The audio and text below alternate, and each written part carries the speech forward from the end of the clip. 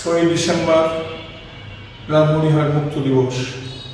1971 সালের এই দিনে মুক্তিযোদ্ধা ও মিত্রবাহিনীর ত্রিমুখী আক্রমণের মুখে টিকতে না পেরে পাকিস্তানি বাহিনী এবং তাদের এদেশীয় দস্যুরা রাজাকার লোকেরা রংপুরে এবং অন্যান্য স্থানে পালিয়ে যায়।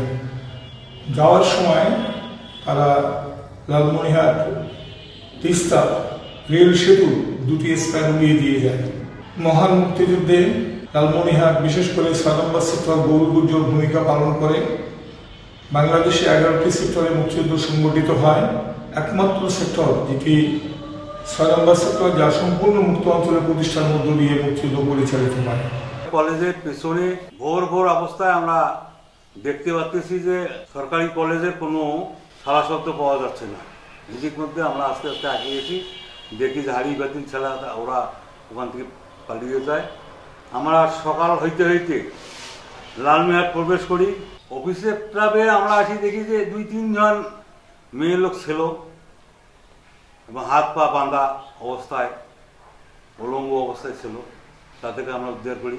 যখন আমি যুদ্ধ করি তখন নাগেশ্বরী, ভূমিকামারি, কুলাঘাট, বড় বাড়ি এই দিকে ছিলাম।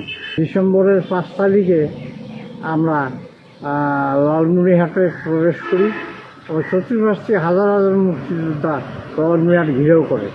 আমরা জানি লালমনিরহাটে সরকারি কলেজে এবং স্টেশনে এবং রেলওয়ে স্থানগুলোতে আর্মিরা বসবাস করত এবং তারা তুমুল যুদ্ধ হয় 5ই ডিসেম্বরে।